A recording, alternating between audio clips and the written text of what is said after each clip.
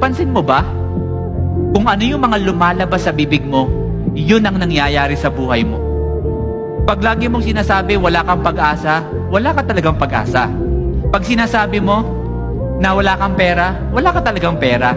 Pag lagi mong sinasabi na hindi ka nagagaling, hindi ka na talaga gagaling. Because sabi ng Biblia, the abundance of the heart, the mouth. And I want you to know, hindi yun ang design natin. Kasi minsan, nakakalimutan natin yung identity natin, di ba? Ipapaalala ko lang kung sino ka.